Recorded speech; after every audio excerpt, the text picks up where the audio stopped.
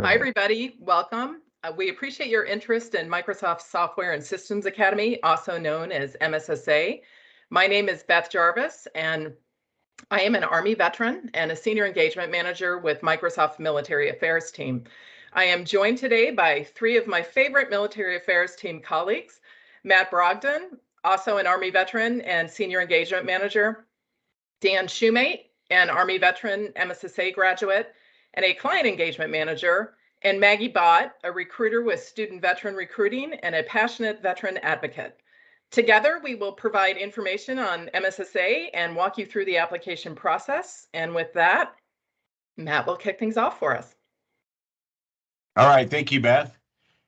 Let's begin the brief talking about what MSSA is and what you can expect. So our program components consist of three major parts for the MSSA program. Number one, and 75% of the program, is our academic industry-leading IT training.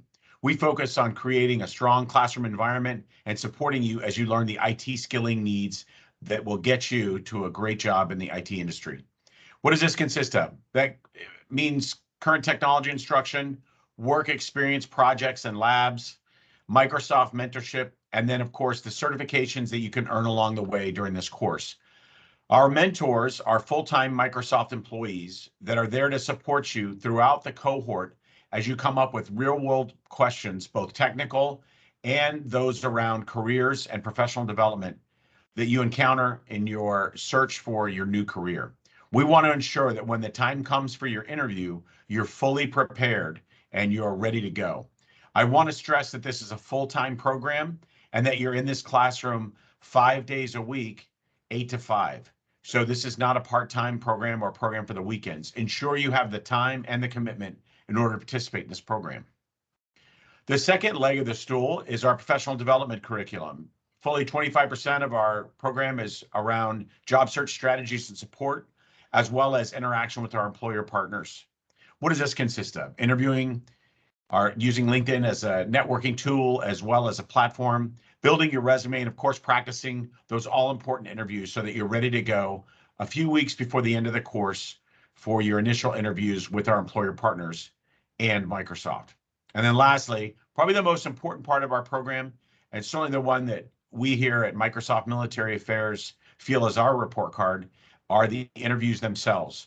Dan Shoemate will talk a little bit later about our interview process and about our employer partnerships, but understand we are fully focused on making sure that you put the best foot forward and have the ultimate chance of success as you interview both with Microsoft or with our employer partners or both.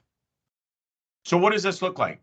Our MSSA Workforce Development curriculum has two tracks. We've got a cloud application development track, which is more your traditional developer or software programmer track. And then we have our server and cloud administration track, which is more of a networking focused learning path. We'll talk about those in the next slide, but I want to focus on the fact that both of those programs afford great opportunities career-wise and a great opportunity to build a long-term route to success. Certification is not guaranteed for your Azure Fundamentals exam and certification. You've got to ensure that you complete the coursework and that you pass those certs as you go through the curriculum. One of the big changes for this year, and one that we're very proud of here at Microsoft, is the fact that our program is fully funded. There is no cost to enter the program or to complete the program. It's fully the awareness around the time and commitment needed, as well as it making sure that it jives with your schedule. All graduates not currently employed or attending school are engaged in the job search. At Microsoft, we understand that transition doesn't always follow the schedule you may set for it, and that lifestyle changes, kids, or shifting dates from the military may impact your ability to separate when you want to. We're going to be here after you complete MSSA to support you, either on graduation day, 2 months afterwards, or longer, in order to ensure that you find the job and the career you're looking for after this course. So know that our employment partner team is going to be here to support you. I want to stress that this is a fully virtual program. You're able to take this anywhere in the world, as long as you line up with the time zones and the timing of the program. And we're not concerned with where you are when you take it, and you can take this from any time zone into another time zone, even though another one may be offered in your area. Lastly, I want to highlight the URL at the bottom left of the page, military.microsoft.com/MSSA. Please bookmark this as you'll refer to it for additional information, updates, all the info around the program, and any dates that are concerned with your particular cohort. So we talked about learning paths. What are those learning paths and what do they look like? We've got two: server and cloud administration and cloud application development.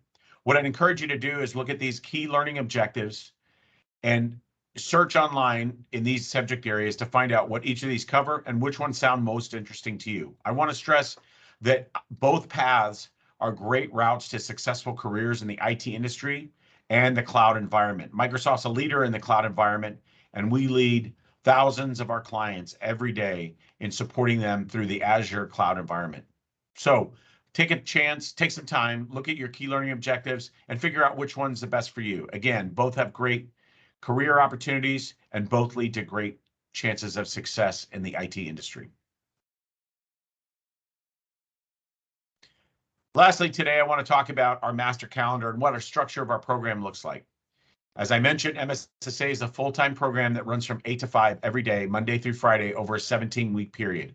We have 16 weeks of academic instruction with a bridge week focused on professional development. We want to really stress the changes we've made in the last year that are better for service members as well as veterans. We have quarterly start cycles and cohorts that start all the time to allow for flexibility for transitioning service members no matter what time of the year they separate from the service, as well as any veteran interested in the program. Another change for our program is that admissions and all administrative tasks are handled by the Microsoft team. Previously, we might have been working with an academic partner in your area to help facilitate your entry through the program. Now, Microsoft will handle all of those communications from start to finish, and you'll work with our team, including our career development managers, as you go through the program. What does a cohort look like? 15 students per cohort. Again, all virtual. Technical training is Monday through Thursday, 8 to 4 p.m. And we're going to really focus on that IT skilling and provide a very strong deep dive with multiple instructors to ensure you have the skills you need in either of our learning paths. At the end of the day, we'll have flex time as needed for either your instructor, your career development manager, or another Microsoft employee to support you as you go through the program. Lastly, on Fridays, we have dedicated them to professional development. Again, 8 to 4, where we bring in recruiters, members of our Microsoft team, other employer partners, and full-time Microsoft employees that are there to support you as you work on your professional development and get ready for those interviews at the end of the course. Lastly, we'll talk a little bit later about the professional development curriculum and what cohort week 9 looks like, but how we do a really strong deep dive halfway through the course in order to facilitate your interviews and make sure you're ready to go when the time comes to sit in front of Microsoft, our employer partners, or possibly both. I'd like to now turn the program over to my colleague, Beth Jarvis. Thanks, Matt. Matt has already stated a lot of this. This is just kind of a visual frame of what you can expect for what the weeks will look like. This is what weeks 1 through 8 and weeks 10 through 17 will roughly look like. Not set in stone, but this just gives you kind of an idea of what you can expect. As Matt already stated, the day starts at 0800 and will go till 1700. There's some flex time at the end, so sometimes you end a little early, other times you go the whole day. Monday through Thursdays are that technical instruction, and then the ProDev happens every Friday. We do have a career development manager, sometimes two, it depends on the cohort, that will be attached to your cohort and oversee all of the operations. They are part of the Microsoft Military Affairs team, and they are your instructors for the professional development portion of the class as well. Next slide. ProDev week is week 10 or week 9 rather. And this is a deep dive of lots of guest speakers. You're going to have virtual hiring fairs. You're going to spend lots of time with the Microsoft mentors, work on your LinkedIn profiles and your resume, and also on your interviewing as well. So lots of good stuff that happens this week. It's also a nice break. Sometimes people that go through it said it's kind of a nice break to collect yourself and get a little bit of a break from the technical instruction that goes on. These are our future offerings for the cohort starts. We have 2 different timeframes that are coming up. We have January 10th through May 10th. We will offer 4 cohorts during that time. 2 will be SCA, 2 will be CAD. And then we also have March 7th through July 1st, and we will have 4 cohorts offered at that time. Again, 2 SCA and 2 CAD. As you can see, we will be offering these cohorts in different times. It's really up to you which time you prefer. Just because you happen to live in Central Time does not mean you have to take a course in Central Time. You can pick any of these times that you would like to take, as long as they align with the learning path that you are interested in. A couple of important things to point out. For each of these cohort start dates, you will see there's a 180-day cutoff date. Your end of service date has to be before this date, or fall on this date or before this date. So for the January 10th cohorts, that 180-day date is July 9th, 2022. For March 7th, it's September 3rd. Another important date to point out is the application window. For all of these cohort offerings, there will be a 2-week application window. For the January cohorts, it will be September 13th through September 27th. For the March cohorts, it will be November 8th through November 22nd. And then the other thing to point out, you will see each of the cohort IDs is listed in the green font. So when you put in your application, you will need to include that acronym as well. These are some of the program metrics. These are cumulative. The program has been around since fall of 2013. And when the program first started, we had physical campuses, and the first campus started at Joint Base Lewis-McChord, which is in the backyard of Microsoft. Microsoft is headquartered in Redmond, Washington, which is a greater Seattle area. So all up, we have 2,958 graduates, almost 3,000 graduates to date. Currently, we have 92 students that are in class, and we have a graduation rate of 95%. We always get asked what that attrition rate is due to, what happens with that other 5%. And in almost every instance, it is a personal situation. It may be a death in the family or a hardship of some sort. Very rarely is it academic related. Within 60 days of graduating from the program, 97% of our grads are employed or attending school full-time. And that number also does include those that go back to school full-time, which I stated that's about 13%. And of those that are employed full-time, 91% land roles in technology. And to date, we've had nearly 1,000 companies that have hired graduates of our program. Some of those companies are more frequent flyers, they're more regular customers. Others have just hired a handful, but to date, cumulatively, there's 1,000 different companies that have hired our grads. And Dan will talk next about some of the roles that our grads have been hired into. Thanks, Beth. This is a good slide to kind of pause on for a moment, and I'll spend some time on this. This shows a range of typical types of job titles that we see grads going into as they come out of our program, and you don't necessarily have to have an IT background to reach any of these. I've seen plenty of people come out of the military in a non-IT role, infantry, artillery, medic, something like that, and straight into engineer level roles with various companies. But really there are a few different things that make up kind of the path to different levels of jobs coming out of the program. One is your background. There are a lot of companies that have a hard requirement for a certain amount of IT experience. So if you have an IT background from the military or as a vet, since you've been out of the military, that definitely helps, but it's not a hard requirement. Another thing is being open to relocation. If you are coming through the program, I always kind of reference people from the past. You might have had a friend who went through the program before and they were looking to go to Texas, and there were all these jobs in Texas while they were going through and coming out of the program. When you go through the program, the jobs might be somewhere else. Really, our partnerships are with a variety of companies, but we're still dependent on them to have the openings as you're coming out. And that's why we work with so many different companies. So being open to relocation is very beneficial. It just kind of increases your odds to find higher level roles as you come out of the program. You might have a company interested in you in a certain area, and then even the same company sometimes willing to put you in a higher role with a different team in a different location. So relocation is definitely a factor. The biggest thing I think coming through this program that has a bearing on what level role you attain coming out is how much time you put in during the program. I've seen, again, lots of people come out from non-IT to very high level jobs, but they were up till midnight for 17 weeks or 2 in the morning writing code, building projects, or really getting deep in Azure and administration. And when they went to interview with the companies, they were impressive, and that's why they attain these high-level jobs. So this is definitely not a program that you come into and you just follow along and you're guaranteed a job. You're still going to be in the process of interviewing with all these different companies. But we have so many companies involved and so many companies, as Beth mentioned on the last slide, that have hired multiple grads. We have companies that have hired 20 plus grads and far beyond that.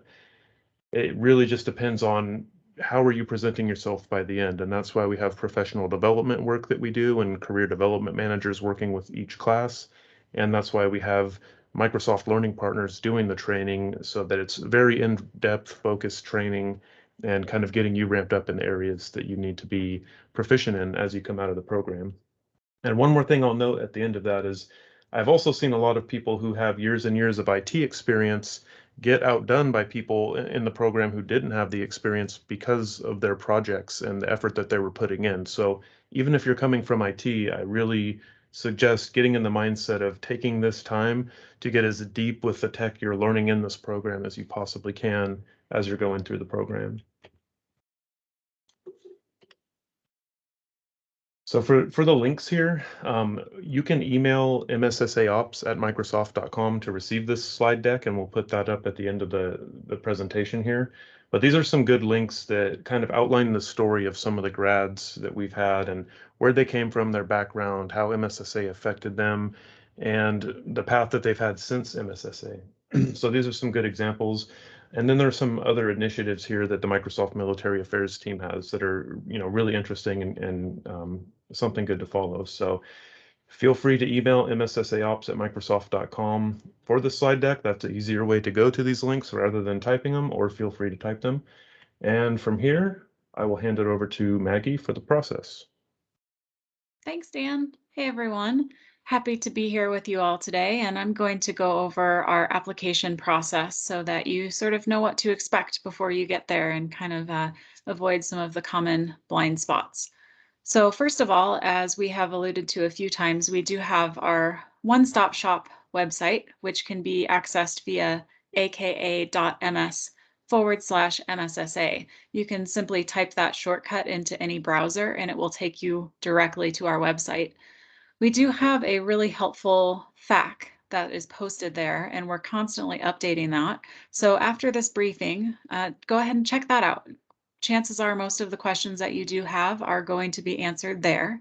However, if you do have additional questions that you don't find an answer for, please don't hesitate to ever email us at MSSAops@Microsoft.com, whether you're looking for a copy of this briefing deck like Dan just mentioned, or whether you have other questions that, that you're unsure of regarding the application process. As a best practice, we would love to encourage you to stay tuned to that website because that's where we'll post all of our latest information on upcoming offerings, application windows, and so on, as well as lots of stories that you can read about. As an overview, keep in mind that applications will open about 4 months prior to the start of a cohort. And actually, if you look at the website today, it's quite helpful because you'll actually see the specific application window per cohort listed. So that makes it really easy for you. You can kind of go in there and see when those dates will be coming and set yourself a calendar reminder so that you don't miss the application window, as we'd love to have you apply.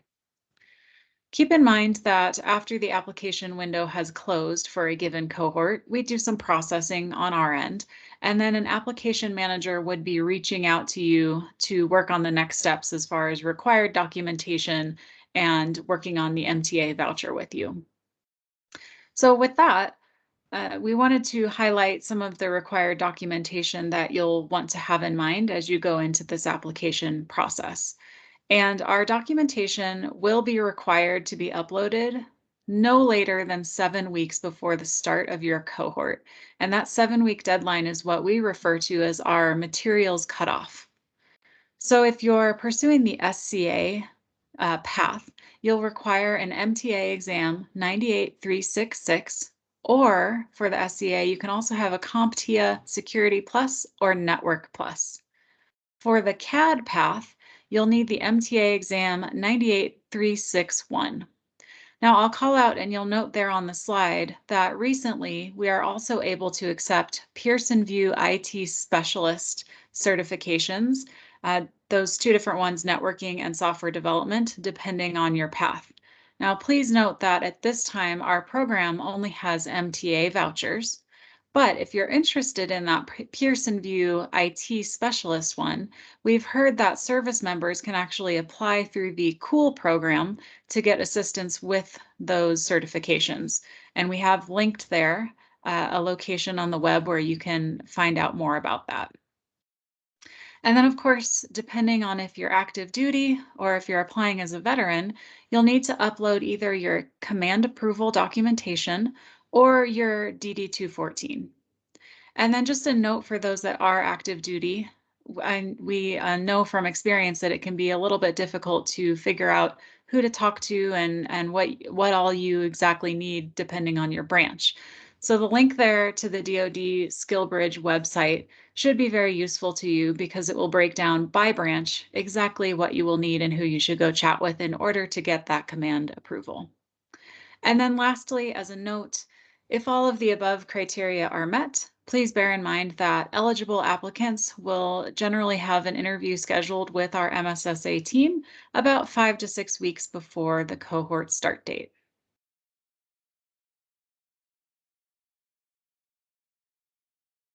Perfect. So these tips that we have here for you come from some of the most frequently asked questions that come to the inbox after someone has already applied. So wanted to help you all get ahead of this so that you know exactly what to expect and can avoid some of the common pitfalls. So first of all, I mentioned on the last slide that after you apply, we do some processing and then we reach out to you and solicit those required documentation. You won't hear from us in the interim. So a lot of times we hear from folks right after they've applied and they're wondering what the next steps are. You can hang tight once you've applied, and your next action will essentially be when we reach out to you and we say, hey, it is time to upload your documentation. When that happens, we recommend as a best practice to upload the first piece of documentation, even if you only have one, as soon as possible. The reason being that until you upload a piece of documentation, you won't actually be assigned to an application manager. And what that means is that you couldn't then get an MTA voucher.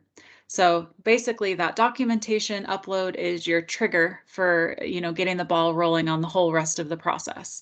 A lot of times, just as an example, we'll have someone apply.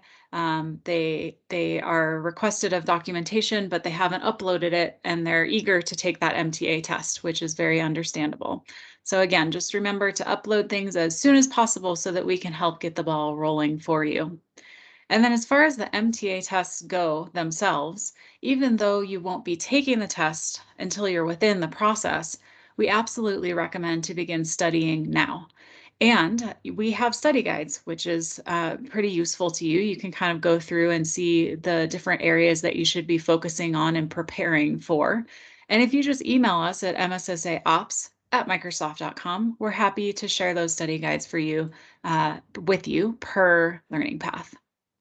And then another tip around that MTA is once you're in the process, once you do get that MTA voucher, definitely don't procrastinate on taking the test or scheduling the test. As we've seen a few situations in the past where folks, life happened and they sort of scheduled a little bit late, but it just puts more pressure on you because sometimes testing centers don't have immediate openings to schedule. Sometimes you may not pass it the first time, so you want to give yourself some buffer in order to get everything done before the materials cut off on our end. Second to last, so when you create or when you apply, you'll actually see that you'll create an Outlook account. And funnily enough, you know, in a world full of 1 million email addresses and accounts, many people end up forgetting that they created an Outlook account. So make sure that you've got that written down and you've saved that. And as well, make sure that you've written it down accurately, because a lot of times we're seeing folks have, you know, spelling errors and that sort of thing in the Outlook accounts that they're creating, and our emails are kind of going to a black hole. And then stemming from that, of course, if you are checking your correct Outlook account, make sure to also check your spam.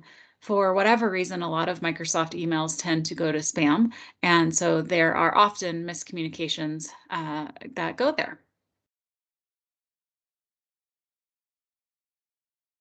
Okay, so this last slide, I always like to touch on a little bit after hearing, you know, more about MSSA. Obviously, you came here to learn more about the program and see if it's a good fit, and you might ultimately feel like it's not the right fit for what you're looking to do, and that's okay as well.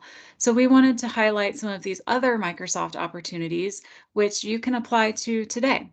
So Microsoft does partner with Hiring Our Heroes, which many of you have probably heard of. They do a ton of amazing work with service members and spouses and veterans and families in general.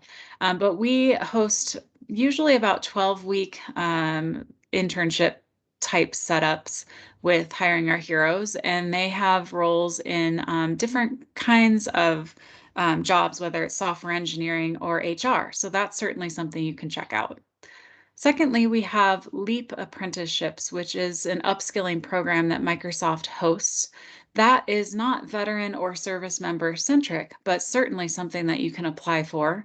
My awareness is that those are similar in that they're sort of an internship. They have somewhere between 12 to 16 weeks, and you can do different areas like business analyst or software engineer, or even IT specialist. So you can check that out via aka.ms/LEAP. And then, as Beth alluded to in the early intro of myself, student veteran recruiting is what I happen to work on. And I recruit folks that are currently attending school into careers as software engineers and program managers.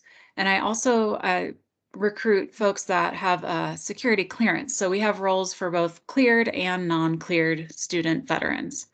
And then lastly, if you're not a student, say you're active duty or you've been in the industry for a while as a veteran, you could apply for our industry professional recruiting. And that space is really cool. There's a lot more depth and breadth in terms of the role type and the areas that you can work in, you know, where I'm just software and program management. On the professional side, you'll find everything from the development and software stuff over to marketing and sales and HR and everything in between. And just to call out there as well, that we do have both cleared and non-cleared work on the industry professional side as well. And then I've got my information there at the bottom. I just want to give a quick reminder that if you do have questions about MSSA specifically, please do use our MSSA ops email address. But if anyone has questions about these other Microsoft opportunities, I would be more than happy to point you in the right direction, and you're welcome to reach out to me using the email address below.